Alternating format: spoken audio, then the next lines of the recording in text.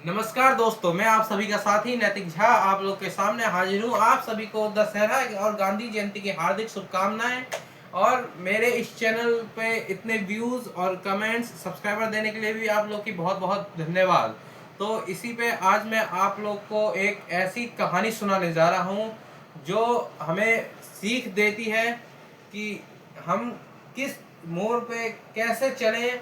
और वो कहानी मैं अभी बनाता हूँ आप लोग के सामने 2 मिनट में। तो दोस्तों, ये कहानी मैंने लिख दी है जिसका शीर्षक मैंने लिखा है रामू और 2 पर्वों की सीख। इस पर्वों की सीख केवल रामू के लिए नहीं, ये सीख आप लोग के लिए भी है। तो इस वीडियो को पूरा जरूर देखें ताकि अंत में ये क्या सीख देना चाह रहे हैं और क्या मैं बताना चाह रहा हूँ आप लोग देख पाए। तो इस कहानी की शुरुआत करते हैं एक छोटे से गांव से। एक छोटे से गांव में रामू नाम का एक जिज्ञासु लड़का रहता था। उसे कहानियां सुनना बहुत पसंद था, खासकर वो जिनमें वीरता और सच्चाई की जीत होती थी। आप लोगों में से भी बहुत लोगों को कहानियां सुनने का मन होगा, कहानी सुनना अच्छा लगता होगा। तो आप लोग भी ध्यान से सुनिए इस कहानी को। इस कहानी में मैं क्या बताना चाह रहा हूँ ये चीज़ भी आप लोग ध्यान से सुनिए। तो एक दिन अक्टूबर की शुरुआत में उसके स्कूल में 2 बड़े पर्व मनाए जा रहे थे, गांधी जयंती और दशहरा।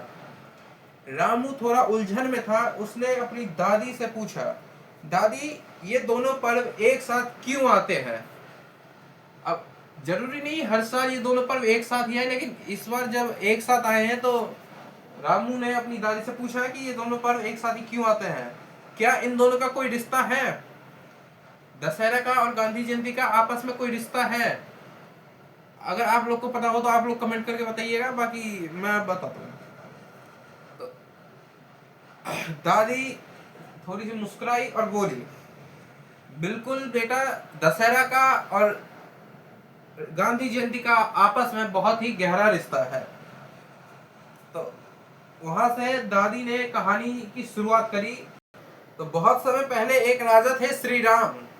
उन्होंने रावण जैसे बलशाली राक्षस को हराया था। आप लोग ने राम को और रावण को तो आप लोग जानते होंगे, लेकिन इस कहानी में राम रावण के साथ हम गांधी जयंती मतलब गांधी जी को भी इसमें ला रहे हैं। तो आप ध्यान से देखिएगा। तो बलशाली राक्षस को हराया था श्री राम ने, लेकिन केवल ताकत से नहीं। राम जी अपने ताकत से भी रावण को हरा सकते थे, लेकिन उन्होंने केवल अपनी ताकत का इस्तेमाल नहीं किया।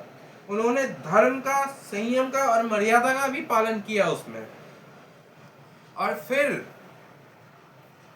वहां रावण का वध हुआ। उसके बहुत सालों बाद आते हैं हमारे एक योद्धा, एक ऐसा योद्धा जिनके हाथ में ना तलवार थी, ना धनुष बाण था, ना कुछ था। फिर भी उन्होंने अपनी पूरे देश को फिरंगियों से आजाद किया। उनका नाम था मोहनदास करमचंद गांधी।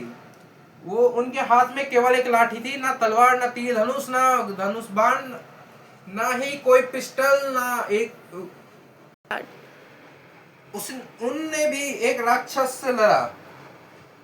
हमारे उन महान योद्धा मोहनदास करमचंद गांधी भी एक राक्षस से लड़ रहे थे, लेकिन उस राक्षस का नाम था अत्याचार और हिंसा। तो ये 2 राक्षस थे, एक थे अत्याचार, दूसरा हिंसा। दोनों राक्षस का उत्पन्न हुआ था अंग्रेजों की जमीन पर, और वो राक्षस हमारे देश में आके हम लोग पे राज कर रहे थे। तब गांधी जी ने लाठी से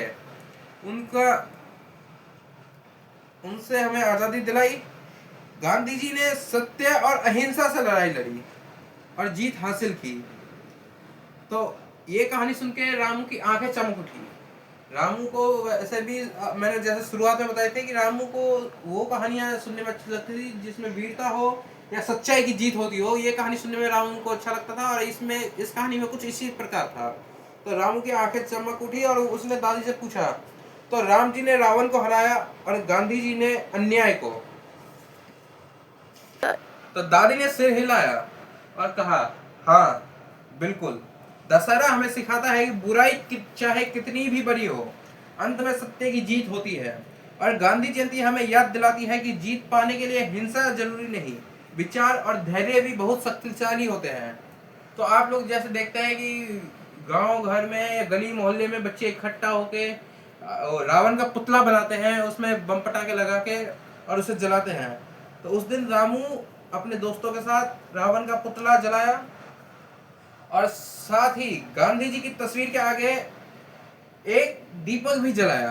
रावण के पुतले के साथ गांधी जी की तस्वीर के आगे उनने एक पुतला भी जलाया और एक दीपक भी जलाया और मन ही मन सोचा मैं बड़ा होकर ऐसा इंसान, रामू ने मन ही मन सोचा मैं बड़ा होकर ऐसा इंसान बनूंगा जो रावण से लड़ेगा, लेकिन गांधी के तरह, यानी धर्म मर्यादा सब में रहते हुए अहिंसा से लड़ेगा।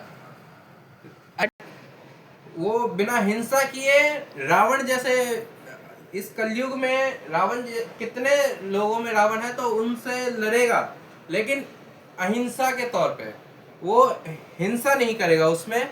और आप लोग को ये कहानी कैसी लगी मुझे बताइए। लेकिन इस कहानी में एक और मोड़ लाते हैं, वो मोड़ आपको मैं अगली कहानी में बताऊंगा। तो आप मेरे साथ बने रहिए इस कहानी के नए मोड़ को जानने के लिए कि जब रामू अपने दोस्तों के साथ रावण जलाने गया तो वहां कुछ ऐसा घटित हुआ जो सुनकर आप लोग भी हैरान हो जाएंगे। तो कृपया मेरे साथ इस चैनल पे बने रहिए, लाइक सब्सक्राइब शेयर करते रहिए मेरे चैनल को और ऐसे ही व्यूज बढ़ाते रहिए। धन्यवाद।